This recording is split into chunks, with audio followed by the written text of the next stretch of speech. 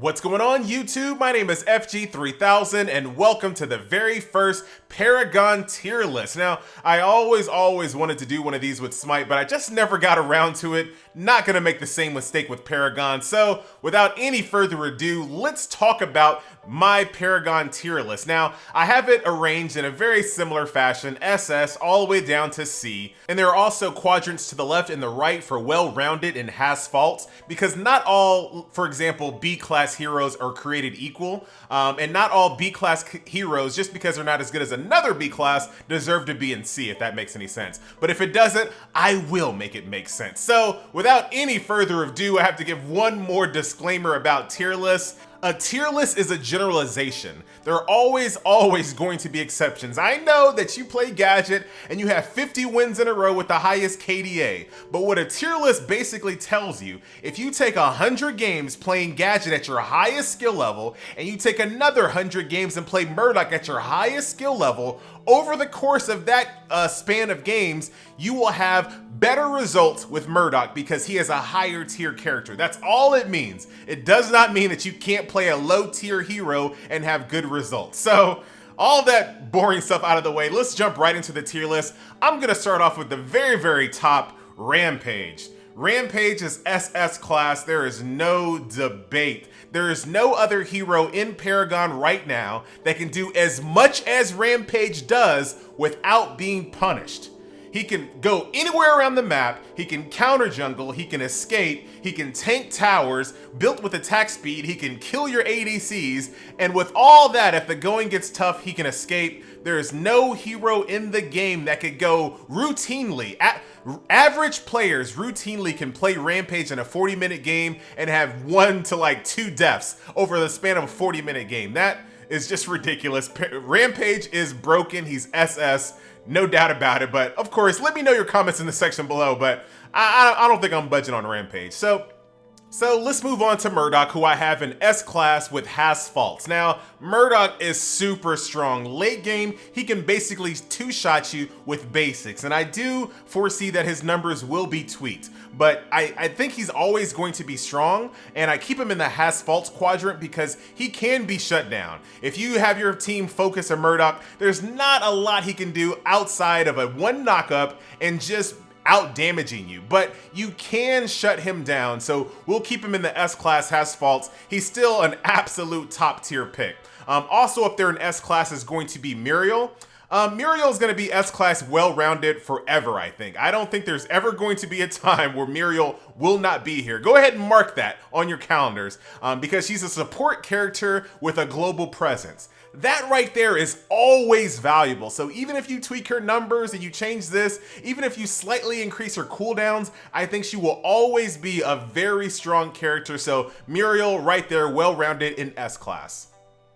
Now let's go to my favorite tier, A class, well-rounded. Now Grux and Still, in my opinion, are some of the most balanced characters in this game right now. So they can both initiate fights, they can team fight, they can jungle, they have decent clears. Grux has actually a fantastic clear, and they can be punished as well. So they have a lot of great things that they can bring to a team fight, a lot of great things they can bring to ganks and jungles, and at the same time, they can be punished. I love both of those characters. Grux and Steel, you can't go wrong with having them on any team whatsoever. So moving on to well-rounded B class, we have Fang, we have Decker, and we have Howister. So let's go ahead and start off with the gerbil. So Howister is actually a pretty solid character.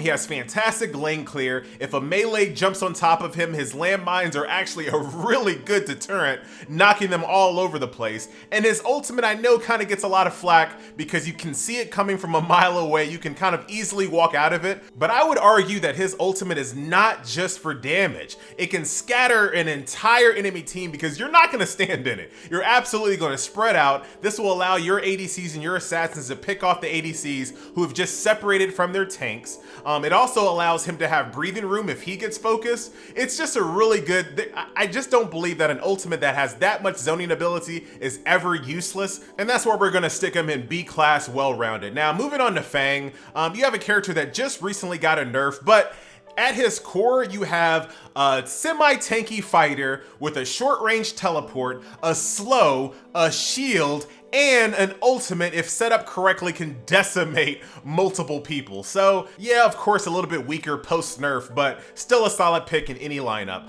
We also have Decker, who is going to be B-class well-rounded as well.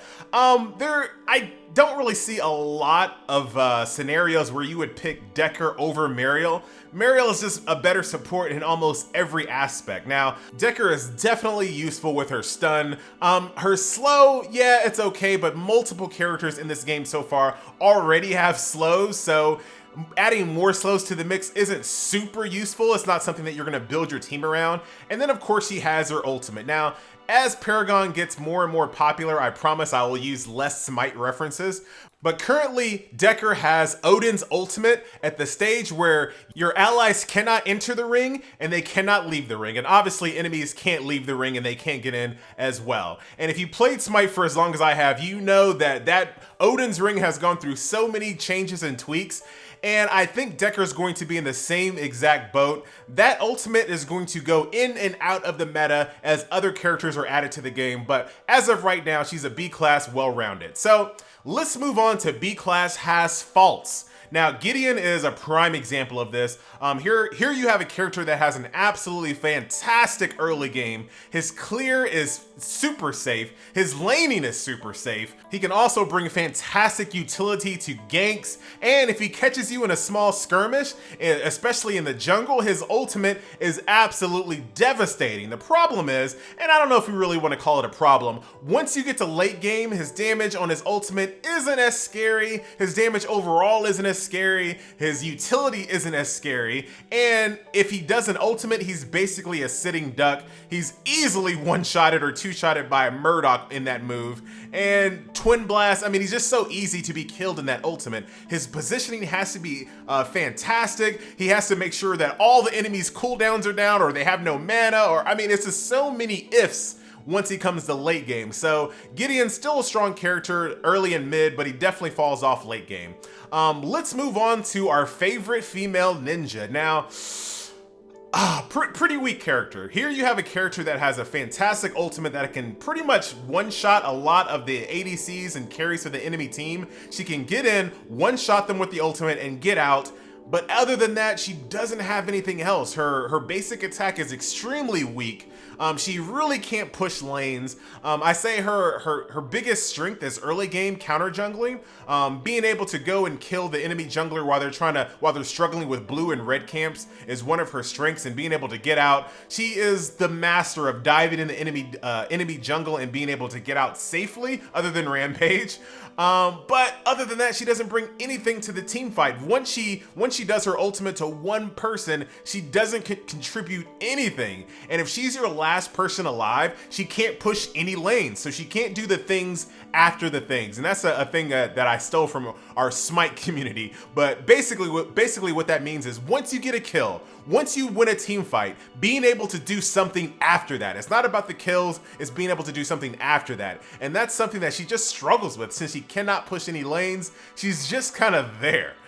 So there she is, B-class, has fault. Still a pretty good pick. I've seen some scary ones, but I just don't really see a scenario where you wouldn't rather have a Grux in your team, for example. So moving on to our favorite ADCs, Sparrow and Twin Blast. And I'm just gonna kind of throw these two together. Twin Blast is my main character. He's my favorite character. I absolutely love Twin Blast. And I'm going to argue something that a lot of people just kind of take for granted and say, Twin Blast doesn't have an escape. That rocket jump, the least useful part of that rocket jump is an escape. Now, let me go ahead and explain what I mean by that. So there are two uses for that rocket jump that are way more useful over the course of a 50-minute game than escaping. So it's repositioning himself when he's trying to duel. So if a Grux is about to do his pull or Rampage is about to throw his boulder, being able to use that as a reposition tool is probably its most primary use. Also, being able to catch people trying to sprint, getting that little bit of distance to initiate against someone that's sprinting past you, or to catch someone that's just a little bit out of range, is also its second most useful use. its third use is an escape. It's just not useful as an escape unless you're like 1 inch away from a tower because the range is so terrible. And I say all of that to say that both our ADCs that are in the game right now,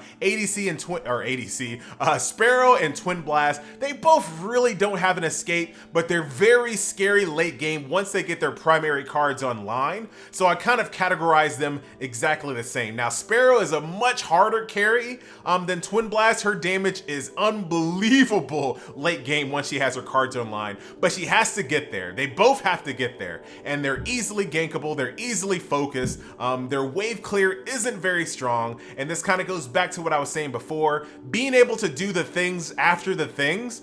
Twin Blast has a terrible time pushing lanes. He can basically kill 4 people all by himself if he wanted to, and he would still struggle to push a wave from the halfway point to the tower before they all respawn. And that's a real problem with Twin Blast. Sparrow a little less, but still the same problem. And the fact that she doesn't have an escape makes her easily punishable. And that's why we're gonna put both of those guys B class has faults. Now, moving on to Sevrog.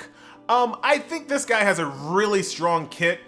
He's probably going to be a lot more scary in pre-made matches as he is in the solo queue, just due to the fact that he has to build his own stacks. This guy is building stacks the entire game. And the problem with building stacks is you're only as powerful as your team allows you to be. Now, if your team is just clearing waves with reckless abandon and you're not really getting your stacks, you're not going to be very strong. So if you decide to go jungle and build a little bit more fighter risk, you're not going to be tanky enough to really help your team.